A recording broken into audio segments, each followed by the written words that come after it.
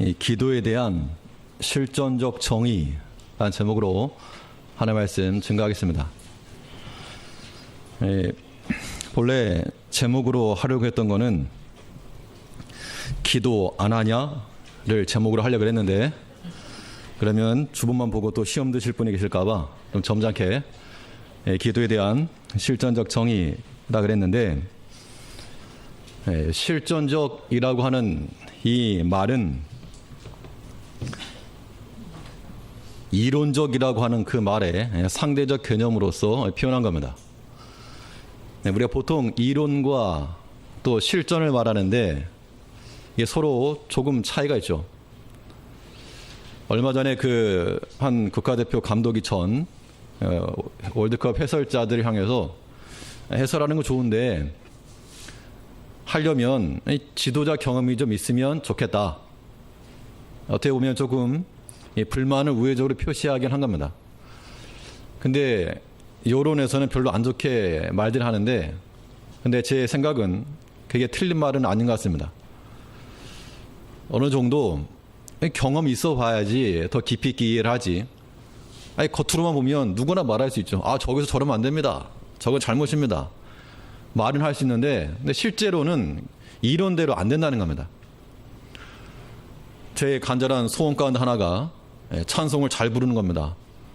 지휘자만큼이나 잘 부르는 건데, 제가 이론적으로 압니다. 복식 호흡을 해야 된다. 복식 호흡을 해야 된다. 그래서 바람을 넣어서 넣었다 뺐다. 그건 잘 아는데 실제로 하다 보면 이게 목에서 쌩소리가 나고 잘 안 됩니다. 알고 있는 이론과 또 현실 실전이 하나로 매치된다는 거, 이게 굉장히 중요한 겁니다.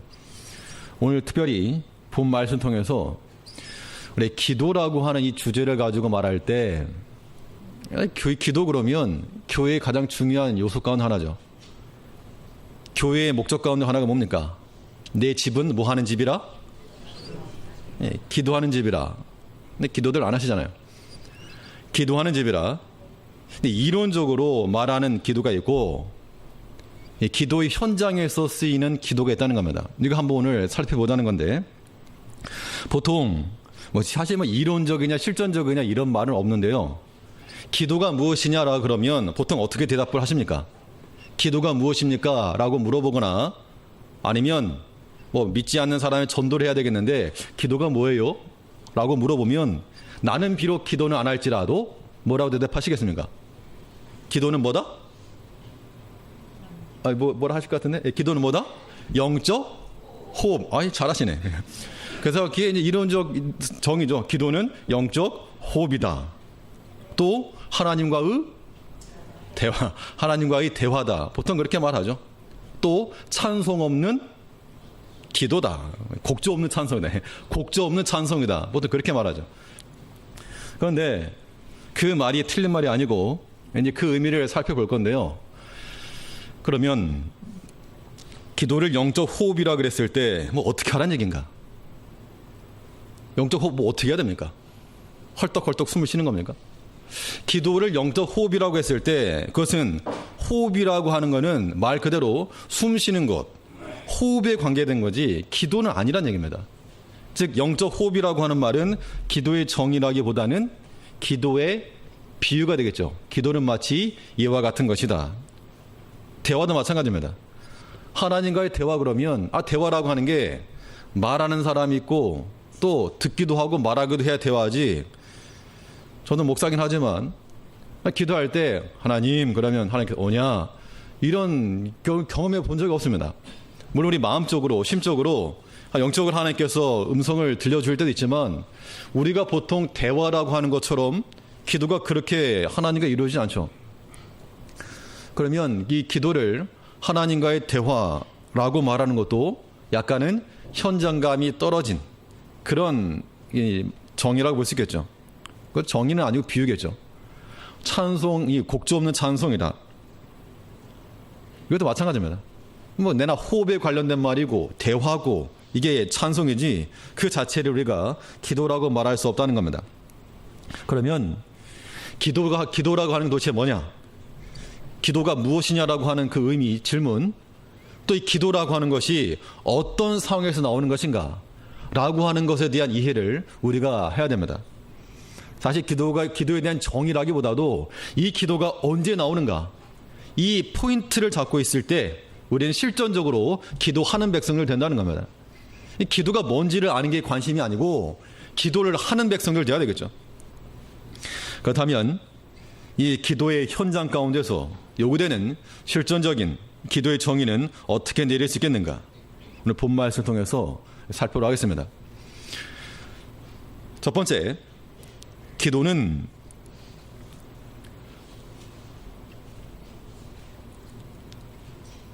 하나님께 대한 의존성에서 나오는 겁니다.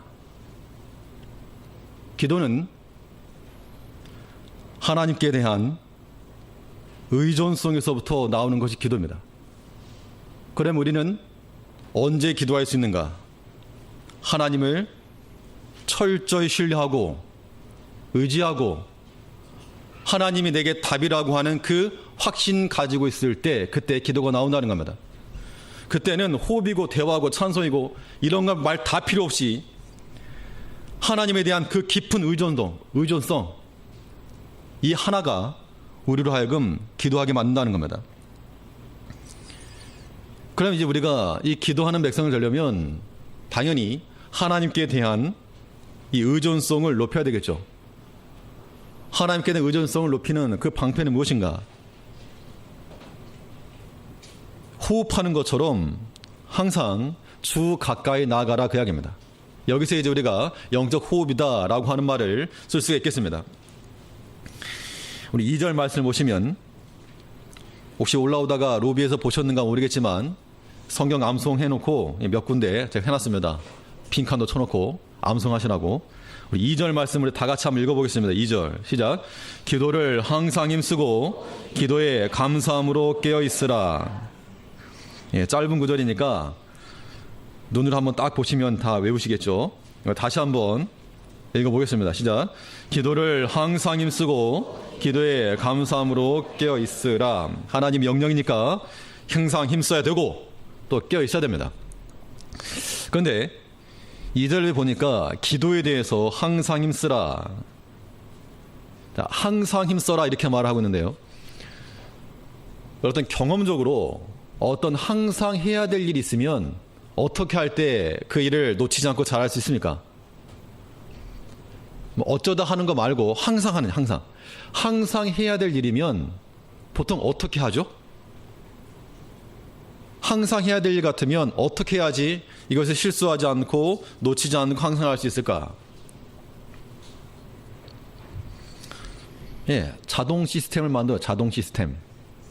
어차피 항상 할 거니까 자동적으로 그 기도가 이루어질 수 있도록 우리의 그런 생활 스타일을 바꿔가야 된다는 겁니다.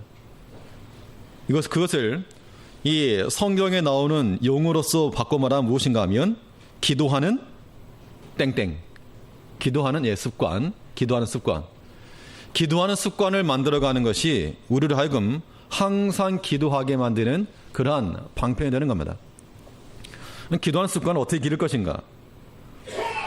예수님께서 습관을 따라 기도하셨다 그랬습니다. 누가복음에 보면 예수께서 나가사 습관을 좇아 감람산에 가시매. 감람산을 가셔가지고 뭐 다른 거 새벽바람 등산하려고 가신 게 아니고 기도하러 가신 건 분명합니다. 그때 제자들도 따라간 겁니다. 습관을 좇아 감람산에 가시매. 우리 기도 생활이라고 하는 것이 이벤트가 되면 안 됩니다. 어쩌다 한번 우리가 뭐 특별 새벽 기도도 하지만 그 특별 새벽 기도는 특별한 게 아니고 일상적이 되어야 마땅합니다. 하나님께 대한 의존성에서부터 기도가 나온다 그랬죠. 그러면 물론 우리가 이제 아침마다 나오는 게 중요하긴 한데 때로는 이제 물리적으로 거리가 멀기도 하고 또 육체적으로 피곤도 하고 하시니까 항상 나올 수는 없어도 우리가 어떤 마음을 가져야 되는가? 주님 본받는 겁니다. 예수님께서는 뭐 아침잠이 없어서 그런 게 아니고 예수님께서도 일부러 깨어나신 거죠. 일부러 일찍 주무셨을 것이고 뭐 하시려고? 아침에 일어나서 기도하시려고. 이러한 자동 시스템을 만들어 놓지 않으면 이 기도 항상 힘쓰는 거 어렵다는 겁니다. 아니, 기도할 수 있는 시간을 마련해 놓고 이때 기도합시다.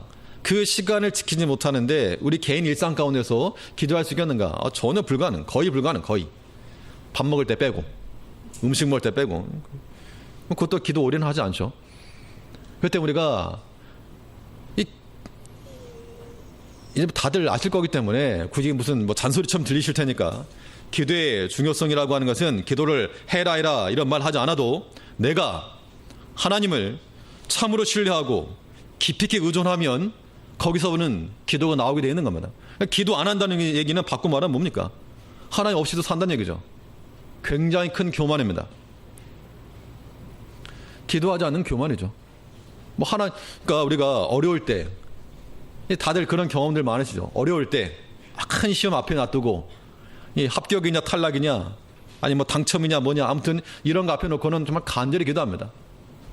그러다가 되고 나면 입 싹 닫고, 그리고 하나님 없어도 이제 이거 됐습니다. 하나님 없어도 하나님 없어도 이제 요 정도면 내가 다 삽니다. 그런 마음들이기 때문에 그게 교만이라는 겁니다. 우리가 하나님께 대한 의존성을 높이려면 항상 주 가까이 나가야 되겠는데, 이것을 우리는 자동적으로 나아갈 수 있도록 정해놓으라. 그래서 예배 드리는 시간엔 예배 드리고, 기도하는 시간엔 기도하고, 뭐 이런 시간들 우리가 잘 지켜나가야 됩니다.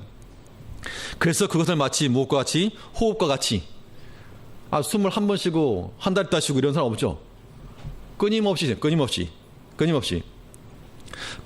숨을 쉬는 것. 근데 숨 쉬는 거를, 우리가 숨 쉬는 걸 나 숨 쉬어야지 하고 숨 쉬는 사람 없죠. 이건 자동 시스템. 만약에 내가 이제부터 숨을 좀 쉬어야 되겠다, 그 마음을 가지고 숨 쉬는 것을 챙겨서 숨 쉬려고 그러면 숨 쉬는 게 일입니다. 숨 쉬어야지. 그 하나로 아무것도 못하는 거죠. 호흡하는 걸 기반으로 생명활동이 일어나야 되는 건데, 숨 쉬는 것 자체가 목적이 아니라는 겁니다. 마찬가지로 기도라고 하는 것도 기도가 바탕이 되어서 하나님을 의지하고 신뢰하는 그 기본적인 마음 가운데서 우리가 사는 게 목적이지, 기도하는 것 자체가 내가 오늘 기도에 나왔으니까 다 했다, 이게 아니라는 겁니다. 기도는 기본, 베이스. 기도가 호흡이라고 했을 때 예수님께서 왜 그럼 기도하셨는가? 예수님은 하나님 아니십니까? 예수님께서는 그가 친히 기적과 능력을 베푸실 수 있었던 하나님이셨습니다. 그럼에도 불구하고 예수님께서 기도하시면서 뭐라 그랬는가 하면, 얼마나 하나님을 의지하셨는가 하면, 나는 나 스스로 할 수 있는 게 아무것도 없다. 예수님께 친히 하신 말씀입니다. 나는 아버지가 하는 걸 보지 않고는 아무것도 내 스스로 할 수 있는 게 한 개도 없다. 예수님께서 그렇게 말씀하셨다는 겁니다. 그럼 찾아보시죠. 요한복음 5장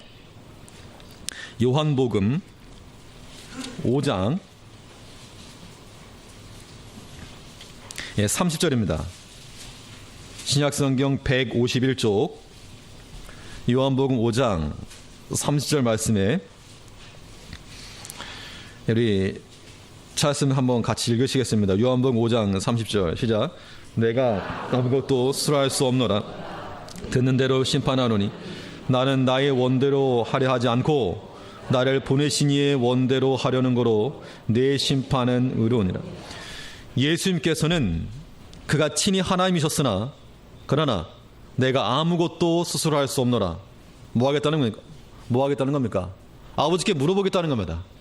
그래서 그가 그 겟세마네 동산에 기도하셨고, 새벽마다 감난산에 나가서 기도하셨고, 하나 앞에 묻고, 물론 요즘 같은 세상에서 누구한테 물어본다 그러면 저 사람은 좀 결정장인가 이렇게 말하기 쉽다는 겁니다.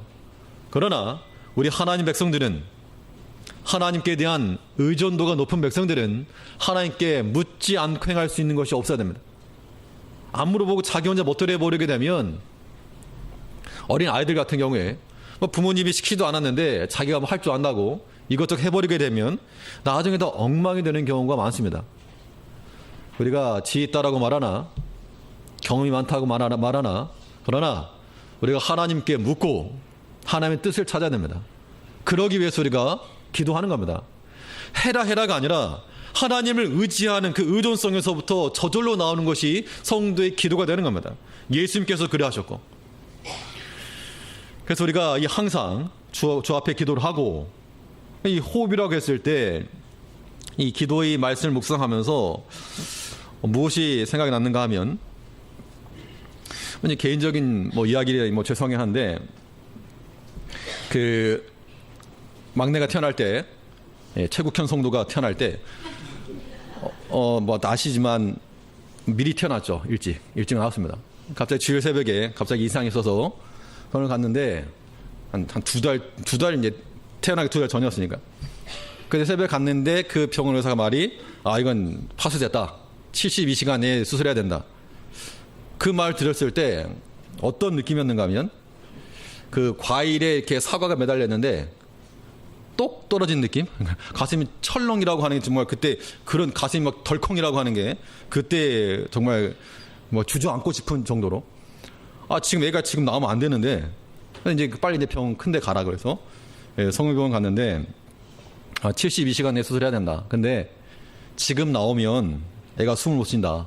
그러니까 일단 그 폐 숙성 주사랑이 돼. 폐 숙성 주사. 그래서 그걸 일단 맞춰놓고 최대한 버텨야 된다. 어차피 72시간 내에 쓰는 술인데 아무튼 최대한 버티고 할 때까지는 해봐야 된다. 아무튼 보호자는 옆에 대기하고 있고, 아무튼 언제 무슨 일이 있을지 모르니까. 그래서 아무튼 이제 어찌어찌 하다가 또 신호가 와가지고 이제 들어갔습니다. 수술 딱 들어가는데 저는 그 앞에 벽에 딱 기대서 거기서 이거 기도하고 있는데 갑자기 어디서 울음소리가 울음소리 들린 겁니다.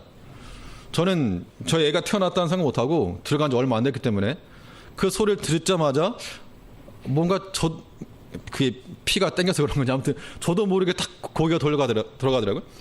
아무튼 나중에 이제 애가 태어났다고. 근데 바로 이제 보지 못했고 좀 이따 봤는데 목구멍으로 호스 하나 들어가 있고, 콧구멍으로 호스 2개 들어가 있고. 그걸 보면서 어떤 마음이 들었는가 하면, 일단 이제 아무것도 해줄 수 있는 게 없으니까 미안하죠. 미안하다. 할 수 있는 게 없으니까.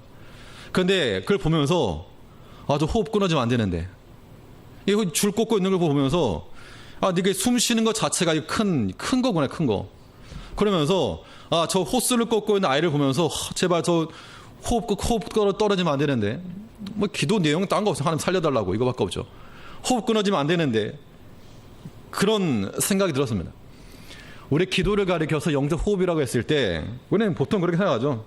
기도는 영적 호흡입니다 라고 말하면서도 호흡 안 하는 거죠. 그런데 마치 제 눈에는 보입니다. 지금 제가 신기가 있는 거 아닌데 여기 다 호수 꽂고 있는 것들 다 보입니다. 그래서 호수 꽂고 있는데 이제 숨을 간당 어떤 분은 평안하게 이제 정상 호흡 하시는 분도 계시고, 어떤 분은 정말 간당 하시는, 그런데 그런 상태를 우리가 모르고 있다는 겁니다. 기도하지 않아도 별 이상 없고 그냥 먹고 사니까. 그럴 경우에는 하나님 제발 기도할 수 있는 환경으로 이끌어 주십시오 그렇게 할 수도 없고, 알아서 하나님께서 우리에게 은혜를 베풀으셨을 때는 하나님이 주신 것인 줄 알고 감사함으로. 그래서 오늘 본 말씀에 뭐라 그랬습니까? 감사함으로 기도하라 그래. 감사한 게 있으면 그거 좋다고 그거 따라가지 말고 감사함으로 기도하라. 우리의 호수 꽂고 있는 모습을 보면서 호흡이 끊어지지 않기를 바라시는 하나님의 마음을 좀 생각하라는 겁니다. 자기만 생각하지 말고 내가 기도하는 거, 기도 안 하는 거, 그거의 문제가 다가 아니고 우리를 보시면서 하나님께서 저 호흡 끊어지면 안 되는데, 떨어지면 안 되는데 애타하시는 하나님의 마음을 조금이라도 우리가 좀 이해하자는 겁니다.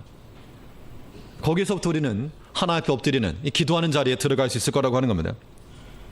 2절 말씀 다시 보시면, 기도를 항상 힘쓰고 기도에 감사함으로 껴있으라. 이 기도 행할 때의 자세, 부터 어린 아이들에게는 자 우리 기도하겠습니다. 두 손 모으고 눈 감고 이렇게 기도하겠지만, 우리 성도들이 하나님 앞에 기도하는 자세는 2절에 있는 말씀처럼 감사함으로 깨어 기도하는 겁니다. 깨어서 기도한다는 것은 무슨 말인가 하면, 우리의 간구하는 내용을 우리가 아는 겁니다. 성경에 보면 중언부언 하지 말라 그랬는데 내가 뭘 구하는지도 모르고, 사실 우리가 그럴 때가 있죠. 가끔 기도하긴 하는데 뭘 구하는지도 모르겠고 다른 생각 하다가 저기 여기도 갔다가 저기도 갔다가 그런 경우는 우리가 깨어있는 기도라고 볼 수는 없겠습니다. 기도할 때 말 그대로 깨어서 내가 무엇을 구하는지를 우리가 알아야 됩니다. 그러니까는 좀 객관적으로 우리 기도 내용을 객관적으로 좀 듣는 우리 영혼이, 내 영혼이 객관적으로 들어야 됩니다. 그래서 우리가 우리 자신을 위해서 기도할 수 있고 가정을 위해서 기도할 수 있고 그건 보통 하시니까 그거는 그런 기도는 맨 나중에 해야 됩니다. 자기를 위한 기도나 가정을 위한 기도는 맨 나중에 하셔야 되고 어차피 할 거니까. 대신에 우리가 교회를 위한 기도와 또 성도를 위한 기도와 또 국가를 나라를 위한 기도 이런 기도들을 우선 해야 됩니다. 할 때 우리 내가 기도하는 내용이 무엇인지를 우리 내 영혼이 듣고 분별할 수 있을 정도로 명확하게 우리가 기도를 해야 됩니다. 물론 성경에서는 우리가 마땅히 빌 바를 알지 못해도 성령께서 우리 기도를 도와준다 그랬습니다. 그렇다고 해서 내가 이렇게 하면 안 되고 내 자녀들을 위해 기도해야 되겠다. 그번 여름 성악교회에서 기도해야 되겠다. 이번 수양을 위해서 기도해야 되겠다. 우리 기도하는 그 내용과 그 간구하는 소리가 우리에게 명확히 깨달아져야 됩니다. 명확한 언어로서. 이것이 깨어서 기도한다는 것일 것이고 또 기도하는 자세가 감사함으로 기도하라. 감사함으로 구한다는 것은 우리의 필요 이전에 하나님께서 이미 다 아신다 그 얘기고 또 하나님께 이미 주신 것 그것에 대해서 감사라 그 이야기입니다. 이 사람의 육체적으로도 이게 순환 사이클이 있습니다. 항상 이게 사람이 좋은 게 아니고 어떤 좋다가도 갑자기 뚝 맥이 빠질 때가 있고 신앙적인 것도 마찬가지입니다. 어쩔 때는 믿음이 참 좋은데 어느 순간 이렇게 좀 우울해지거나 낙담에 빠질 때도 있고 저도 마찬가지입니다. 어느 순간은 넘쳤다가 어쩔 때는 조금 약해지기도 하고 그런데 그럴 때 가만 돌이켜보면 이걸 회복할 수 있는 유일한 길이 뭐냐? 하나님께서 내게 은혜를 베푸셨다. 내가 감당할 수 없는 은혜를 받았다. 이런 걸 생각하면 이게 회복이 됩니다. 근데 그런 거 없을 때는 그냥 다른 게 이제 머릿속에 많다 보니까 이 마음속에 다른 것들이 많다 보니까 이 잡다한 생각이 들어오다 보니까 이 믿음이 떨어지지. 하나님의 베푸신 은혜가 내가 크고 받은 은혜가 감사하면 거기서 뒤로 물러날 여지가 없는 겁니다. 그러므로 우리가 하나님 앞에 기도하는 백성들 되되 깨어서 감사함으로 기도해야 됩니다. 이 기도를 항상 힘쓸 것인데 이 기도는 언제 나온다 그랬습니까? 기도는 어디서부터? 하나님께 대한 의존성에서부터 하나님을 의지하고 신뢰하는 그 깊이가 크면 클수록 우리가 엎드리는 겁니다. 이거는 기도 해라가 아니라 이런 백성들은 자동적으로 그러니까 내가 기도하지 않으면 아무튼 하나님 의지하지 않는다. 그것만 기억하십시오. 사람은 교회에서야 기도하십시다 라고 말해도 안 나온다고 어떻게 하겠습니까? 안 나온다고 무슨 교독부를 팔 수 있는 것도 아니고 그런 것도 아니죠. 그렇게 하지도 않을 것이고 그럼 하나님께서는 하나님을 찾고 구하는 백성들을 사랑하십니다. 하나님 의지하고 신뢰하는 백성들에게 하나님께서 반드시 그 우리의 믿음과 우리의 간구가 부끄럽지 않도록 역사하실 거라고 하는 겁니다. 그 믿음과 신뢰를 가지고 기도하는 자리를 지켜내는 우리 성도님 되시기를 간절히 바라겠습니다. 둘째로 기도가 무엇인가? 기도는 닫힌 문을 열게 하는 겁니다. 그러니까 기도는 언제 이루어져야 됩니까? 닫힌 문 앞에서. 물론 반대로 열린 문 앞에서 닫게도 가능한 겁니다. 기도라고 하는 것은 닫힌 문을 열게 하는 것이므로 우리 인생 가운데서 닫힌 문을 만났을 때 그때 기도할 타이밍입니다. 그 상황에서 기도하지 않을 수가 없죠. 3절 말씀을 보시면 또한 우리를 위하여 기도하되 하나님이 전도할 문을 우리에게 열어주사 그리스도의 비밀을 말하게 하시기를 구하라. 바울은 본인이 스스로 기도했고 또 성도들에게 기도할 것을 권면하면서 뭐라 말하는가 하면 우리를 위하여 기도하되 뭘 위해서 기도하라 그랬는가 하면 지금 옥중서신이죠. 앳빌 골몬 이 네 가지 성경은 이 감옥에서 쓴 옥중서신인데 좀 빨리 좀 나갔으면 좋겠다. 하나님의 능력으로 다시 한번 옥토가 무너지는 그런 일이 벌어져가지고 빨리 나갔으면 좋겠다. 이걸 기도하라고 한 것이 아니고 전도할 문을 열어주소서. 전도할 문. 닫힌 문 앞에서 기도를 통해서 뭐가 열린다는 겁니까? 전도할 수 있는 전도의 문이 열린다는 겁니다. 자, 이 전도의 문이 기도를 통해서 열린다라고 하는 것, 성경을 통해서 우리가 이해할 수 있는 바요. 또 기도를 통해서 닫혀있는 사람의 마음도 열릴 수 있는 겁니다. 그러니까 사람의 관계 가운데서 닫혔을 때 저 어떻게 풀어야 되나, 이런 걸 생각하면 너무 스트레스 받아요. 너무 스트레스 받고 신경 쓰이고. 그런데 사람의 마음도 기도로서 열릴 수 있다. 이것을 믿는 백성들은 기도하는 겁니다. 모든 관계를 풀어갈 수 있는 길이 하나님과의 관계를 여는 길입니다. 성경 느헤미야서를 보게 되면 느헤미야가 이제 예루살렘 성전에 성전문이 다 불탔다는 소식을 듣고 근심하고 기도하는데, 그때 왕이 말하기를 뭔 일이냐. 느헤미야가 하늘의 하나님께 기도하고 사정 얘기했죠. 갔다 오겠습니다. 아니, 상식적으로 생각을 해보면 내가 포로로 잡아왔다는 얘기는 그 나라를 멸망시킨 거죠. 근데 이 내 종이 다 돌아가서 그 나라를 다시 회복하겠다, 그 이야기입니다. 이건 정치적으로 봤을 때 왕이 허락할 수 있는 내용이 아니죠. 그런데 왕이 선한 마음을 베풀어서 다녀오너라. 가서 필요한 모든 제목까지 다 줬다는 겁니다. 이것이 어떤 느헤미야의 인맥이나 아니면 정치력이 된 게 아니고 하늘의 하나님께 기도하고 묵도하고 기도했을 때 하나님께서 마음을 얻게 하셨다는 겁니다. 에스도 마찬가지로 그가 내가 왕 앞에 나간 지 한 달 넘었습니다. 왕이 나오라고도 안 했는데 나가면 이건 아마 이거 죽을 겁니다. 그러나 내가 죽으면 죽으리다 하고 나갔을 때 하나님께서 그의 마음을 여셔서 아주 사랑스럽게 보였다. 사랑스럽게. 다니엘이 왕이 주는 음식으로 자기를 더럽히지 않고자 하여서 나는 먹지 않습니다, 이렇게 나간 게 아니고 환관자에게 좋은 말을 구한 거죠. 내가 사실은 우리는 하나님 믿는 백성들인데 이 음식 먹을 수 없다. 대신에 채식만 먹겠다.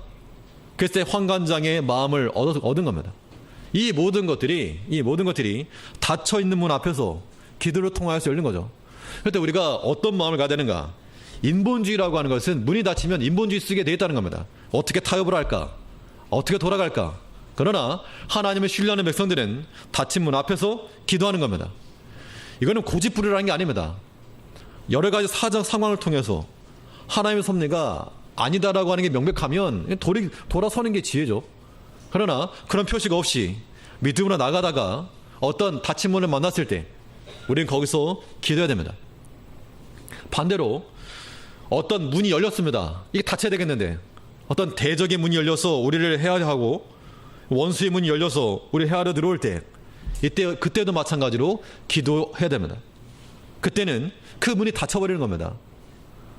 이 다니엘이 사자굴에 들어갔을 때 하나님께서 이 사자들 입을 그냥 탁 다물어버린 것처럼 어디 입을 여느냐 닫아라. 그건 전혀 상상할 수 없었던 일인데 하나님께서 닫게 하신 겁니다. 모세가 광야 백성들을 이끌어 나갈 때 모세의 사촌이었던 고라가 반역을 했습니다. 모세의 친사촌이었고 이 고라가 당시 르벤 자손들과 함께 연합을 해서 당을 지었습니다. 그래서 이 고라는 너만 선지자냐? 니네가 아주 분수에 지나치다 라고 말하면서 모세를 대적했을 때 모세가 어떻게 했는가 하면 사촌지간이니까 친척이죠. 누가 더 나이가 많은지 촌수는 어찌 모르지만 뭐라고? 하면 서로 싸우고 다투지 않았습니다. 모세가 먼저 행한 게 무엇입니까? 엎드려. 단 한 짧은 거죠. 모세가 엎드렸다는 얘기, 기도했다는 얘기죠. 하나님 앞에 엎드려 기도하여 하나님의 뜻을 찾아. 고라에게 말한 거죠. 그래? 그럼 나오너라. 누가 하나님 편에 서니 나오너라. 고라와 모세가 섰고 하나님께서 땅을 열어서 고라의 땅을 삼키겠다는 겁니다. 결국 우리는 닫힌 문 앞에서도 기도하는 백성들 되어야 되고, 또 이미 문이 열려서 큰 어려움에 봉착했을 때라도 하나님 앞에 기도하여 하나님께서 닫아주시는 그 놀라움의 역사를 우리가 경험해야 됩니다. 이러한 경험들이 우리 가운데 하나 둘씩 쌓일 때 이것이 우리 인생의 큰 자산 되는 겁니다. 사실 뭐 하라 해서 그러면 이거 못하죠. 근데 그 기도가 즐거울 때 정말 하나님이 나를 도우시는 그 역사, 정말 상상할 수 없는 방법으로 하나님께서 내게 길을 열어주시고 또 막아주시고 대적을 물리쳐주시고 이 모든 것들을 경험할 때 정말 하나님 높이는 겁니다. 그것이 기도의 능력이요, 기도의 즐거움이요, 또한 기도의 축복입니다. 우리가 기도하는 것은 기도하래 이게 아니라 우리가 복으로지, 복으로. 마치 신명기 나와 있는 것처럼 누가, 어느 백성이, 어느 민족이 너희처럼 하나님 구원을 얻었느냐, 너희 간구하는 소리를 어떻게 응답을 받는가. 하나님 우리에게 너네 참 행복하다, 너네 좋겠다 이런 말 하는데 우리는 그런 거죠. 뭐가 좋아요? 우리 신앙 행위라고 하는 것이 하나님 앞에 나아가고 하나님 앞에 구하고 기도하는 것 자체가 우리의 기쁜 자리인 줄 알고, 무릎 꿇는 자리, 기도하는 자리가 우리 인생의 터닝 포인트인 줄 알고 그 자리에 힘써 서야 됩니다. 그래서 우리 모든 닫힌 것도 열게 하시고 열려있는 것도 닫게 하시는 하나님의 능력을 경험할 수 있는 우리가 되어야 됩니다. 셋째로, 기도가 무엇인가? 기도는 하나님의 관점에서 해석하는 겁니다. 또 해석되어지는 겁니다. 이게 기도입니다.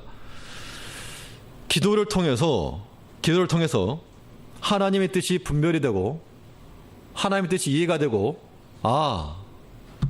그래서 하나님께 이렇게 역사하셨구나 라고 하는 것이 우리 가운데 인식될 때, 그것이 참된 기도라고 하는 겁니다.